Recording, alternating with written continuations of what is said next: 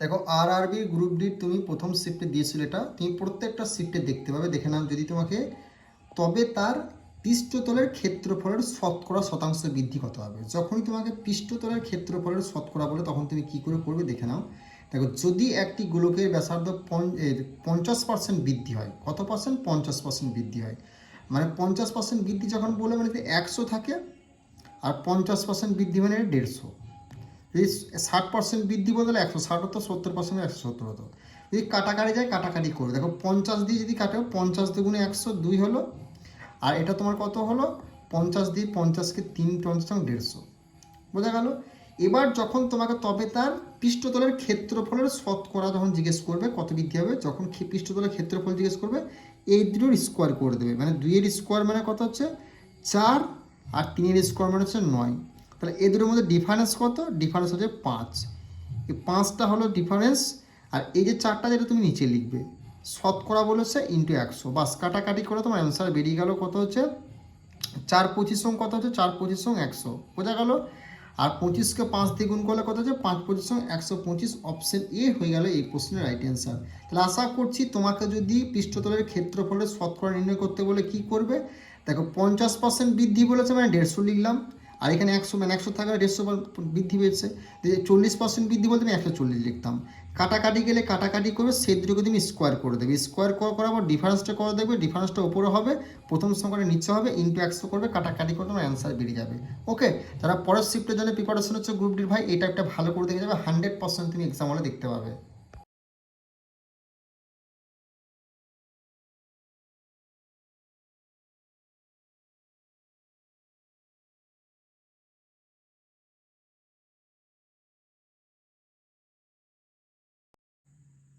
RRB group ডির ভাই প্রত্যেকটা শিফটে কিন্তু এই টাইপের দিয়েছে, কি করে সেকেন্ডের মধ্যে সলভ করে তোমরা দেখে নাও। দেখো দুজন ছেলের গড় বয়স 20 বছর, তাদের বয়সের অনুপাত 5:3। বড় ছেলের বয়স কত জিজ্ঞেস করেছে, কি বড় ছেলের বয়স। এখানে অনুপাতটা বড়কে 5, 5 দিয়ে যদি একটা অপশানে কাটা যায় সেটা তোমার অ্যান্সার হবে। 5 দিয়ে 15কে যায়, 20 দিয়ে যায়, 25কে যায়, 30 দিয়ে যায়, সব তো অ্যান্সার হয় না। তখন সেক্ষেত্রে কি অঙ্কটা তোমাকে করতে হবে, যেটা আজকের এক্সামের প্রথম শিফটে তোমাদের দিয়েছিল। যদি এই টাইপের অঙ্ক তুমি কী করবে, দেখো দুজন ছেলের গড় বয়স বলেছে 20 বছর। এখানে যতজন ছেলের গড় কথাটি বললেই তখন কি করবে, এটা যতজন বলবে তার সঙ্গে বছরটা কি করবে, গুণ করে দেবে। তাহলে 20 দ্বিগুণে কত 40, বোঝা গেল ভাই 40। এবার কি করবে, এই যে দুটো অনুপাত আছে এই অনুপাত দুটোকে যোগ করবে, তাহলে 5 আর 3 8, সেটাকে দিয়ে তুমি ভাগ করে দেবে, কত হচ্ছে 5 8 40, 5 হলো। এবার জিজ্ঞেস কি করেছে, বড় ছেলেটির বয়স মানে 5 বড়, এখানে অনুপাত মধ্যে 5 5 আর 25 হয়ে গেল অ্যান্সার। যদি তোমাকে জিজ্ঞেস করতে পারে ছোটো ছেলেটির, তাহলে এই যে 5 বেরিয়েছে এর সঙ্গে তুমি এই অনুপাতটা ছোটো 3, 3টা তুমি গুণ করতে, তাহলে 3 5 15, এটা ছোটো ছেলে এটা বড় ছেলে। তাহলে দুটো জিনিসই ক্লিয়ার হলো। যদি তোমাকে বড় ছেলে জিজ্ঞেস করে তাহলে তুমি দেখবে অপশানে যদি একটাই অপশান কাটা যায় সেটা তোমার 100% অ্যান্সার হবে। যখন একের বেশি অপশানে কাটা যাবে তখন তুমি কি করবে, দুজন ছেলের গড় বয়স এত বছর বলেছে, গড় কথাটি বললে কি করবে, এই যে বছর বলবে যতজন বলে সেটা তুমি গুণ করবে, গুণ করে এই যে অনুপাত দুটো বলো সেই দুটো যোগ করে ভাগ করবে, ভাগ করে যেটা বেরোবে ভাই, যদি বড় ছেলে বলে বড় অনুপাতটি গুণ করে দেবে, ছোট ছেলে বলে ছোট অনুপাতটি গুণ করে তোমার অ্যান্সার ভাই বেরিয়ে যাবে। ওকে, তাহলে দুটো প্রসেস আমি শিখিয়ে দিলাম। যদি ছোট ছেলে জিজ্ঞেস করতো 3 দিয়ে অপশানে যদি একটা সংখ্যা একটাই হতো, তাহলে সেটাই অ্যান্সার 100%। যদি একটার বেশি কাটা তখন তুমি এই প্রসেসটা লাগাবে, বোঝা গেল। আশা করছি বুঝতে পেরেছো। পরের শিফটে যারা গ্রুপ বি এক্সাম দেবে যদি এই টাইপটা আসে তুমি সেকেন্ডের মধ্যে অ্যান্সার করে আসতে পারবে। আর ক্লাসগুলো কেমন লাগছে সেটা অবশ্যই কমেন্ট করে জানিও, কারণ বহু কষ্ট করে অঙ্কগুলো জোগাড় করতে হচ্ছে স্টুডেন্টের কাছ থেকে, তারপর তোমাদের জন্য করতে হচ্ছে। একটু কমেন্ট করে দিও যে ক্লাসগুলো তোমাদের কেমন লাগছে।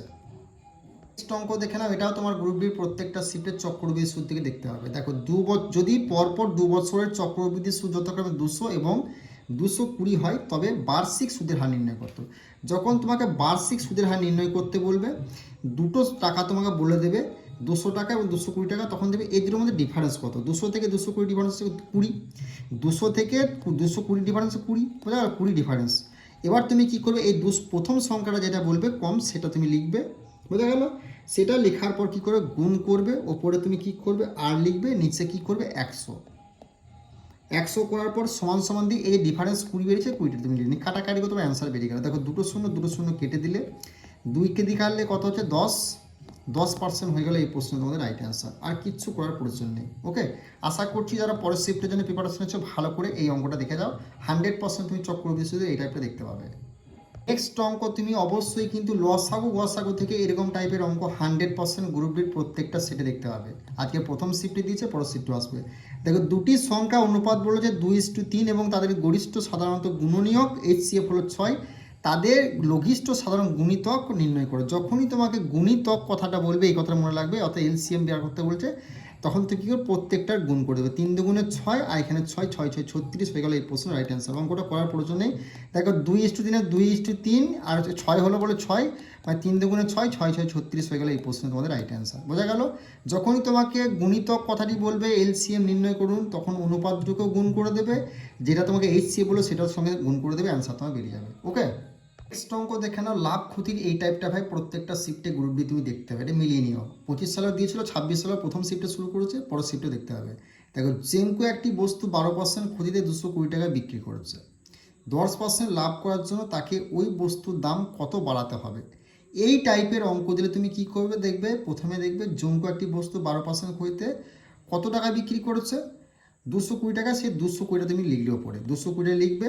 কত পার্সেন্ট ক্ষতিতে পড়েছে, 12% ক্ষতি, মানে 100 থেকে 12 ক্ষতি হলে কত আছে ভাই, 88 88 লিখলে। বোঝা গেল?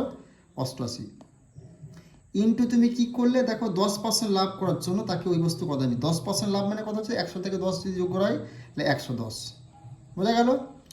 এবার তুমি কাটাকাটি করে দেখো 22 দিয়ে কাটলে কত হচ্ছে, 22 1 22 আর 0 হলো, 22 দিয়ে 88 কাটলে 4 হচ্ছে। 2 দিয়ে কাটলে কত হচ্ছে, 2 দুগুণে 4 আর 2 5 10, 2 দিয়ে কাটলে কত হচ্ছে, 110কে 55 হচ্ছে। 55 ইন্টু 5কে যদি গুণ করা হয় ভাই 275 হচ্ছে। এই 275 যে বেরোলো, এর সঙ্গে তুমি কি করবে, কত টাকায় ক্ষতি বিক্রি, মানে 12% ক্ষতিতে 220 টাকা বিক্রি হচ্ছে, এই যে টাকাটা বলে সেটা তুমি বিয়োগ করে দেবে ভাই, আর কিচ্ছু করার দরকার নেই। অঙ্ক তোমার হয়ে গেল 55 হলে এই প্রশ্নে তোমাদের রাইট অ্যান্সার। বোঝা গেল? এই টাইপের অঙ্ক আশা করছি করতে পারবে।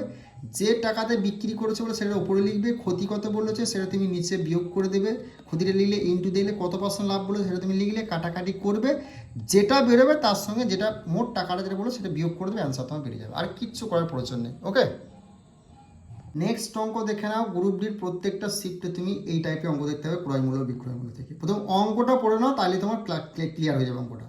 একটি বস্তুর ক্রয় মূল্য বিক্রয় মূল্যের মধ্যে পার্থক্য হলো এত টাকা। দেখো ক্রয় মূল্য বিক্রয় মূল্যের পার্থক্য 480 টাকা বলেছে। যদি ক্রয় মূল্যের ওপর 20% লাভ হয় তাহলে বস্তুটির বিক্রয় মূল্য নির্ণয় করো।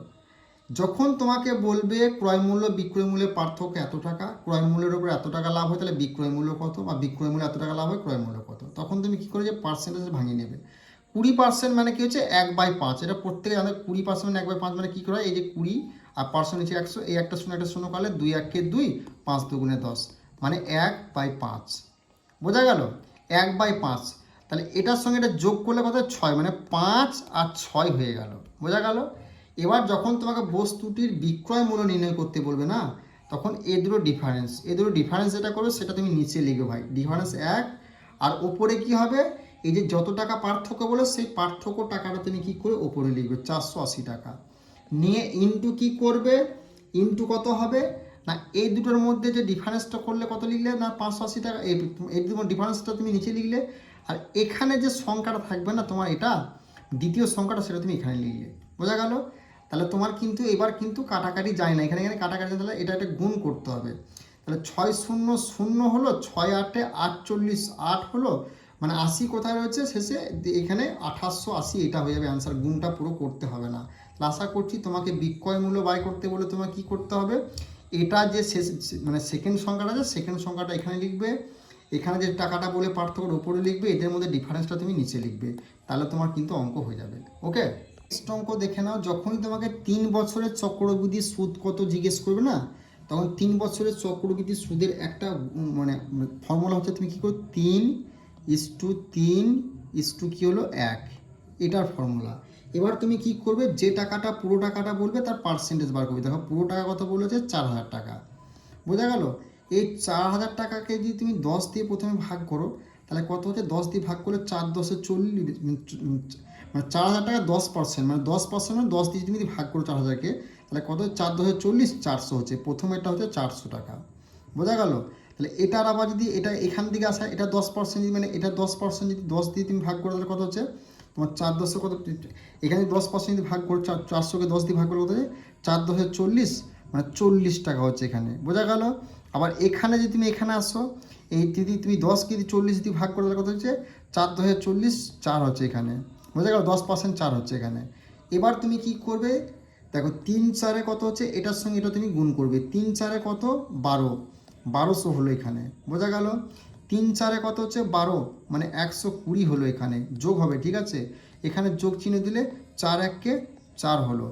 এই 1200 120 4কে তুমি যদি যোগ করে তাহলে কত হচ্ছে 1200 1300, 1320 আর 4 1324 কথা হচ্ছে অপশন বি হয়ে গেল এই প্রশ্নে তোমাদের রাইট আনসার। 1324 হবে এই প্রশ্নের সঠিক উত্তর। বোঝা গেল কি করলাম? দেখো তোমার 3 বছরের চক্রবৃদ্ধি সুদ বললে 3:3:1 লিখলে, এই 4000 টাকা আছে, 4000 টাকাটা 10% কত, 4000 টাকাতে মানে 10 দিয়ে যদি তুমি ভাগ করো তাহলে কত হচ্ছে 4 10 দেখো 40। বোঝা গেল? আর দুটো শূন্য হচ্ছে, দুটো শূন্য তোমার হলো, তাহলে কত হলো এখানে 400টা লিখলাম। এই 400কে তুমি যদি ভাগ করো 10 দিয়ে বা 10% বার করো তাহলে কত হচ্ছে দেখো 4 10 40, 4 10 40 হলো, আর একটা শূন্য রয়েছে, শূন্য নেবে, তাহলে 40, এই দেখো 40টা আমি লিখলাম। বোঝা গেল? এই 40কে যদি আবার 10 দিয়ে তুমি ভাগ করো তাহলে কত 4 10 40, এই 4টা তাহলে আমরা এখানে লিখলাম। নিয়ে তুমি কি করবে, এই যে উপরে 3 আছে এর সঙ্গে এটা গুণ করলে 3 4 12, 1200 হলো এখানে। 3 4 12, একটা শূন্য 120 হলো এখানে। 4 1 4, এটা হলো এখানে। নিয়ে প্রত্যেকটা যোগ করে দেবে, সেটা তোমার 3 বছরের চক্রবৃদ্ধি সুদ বেরিয়ে গেল। আর 3 বছরের চক্রবৃদ্ধি সুদ যাই টাকা দেখ তুমি এভাবে করবে, 100% এক্সাম হলে অ্যান্সার করে আসতে পারবে। বোঝা গেল কি বললাম? নেক্সট অঙ্ক দেখে নাও, তোমাদের বয়স সংক্রান্ত টপিক থেকে এই অঙ্কটা প্রথম শিফটে দিয়েছে। 2025 সালের প্রত্যেকটা শিফটে দিয়েছিল, 26 সালের প্রথম শিফটে স্টার্টিং করেছে, মানে প্রত্যেকটা শিফটে দেখতে হবে। ভালো করে দেখে নাও কী করে সেকেন্ডের মধ্যে সলভ করবে। দেখো এ এবং বি এর বর্তমান বয়সের সমষ্টি 22 বছর।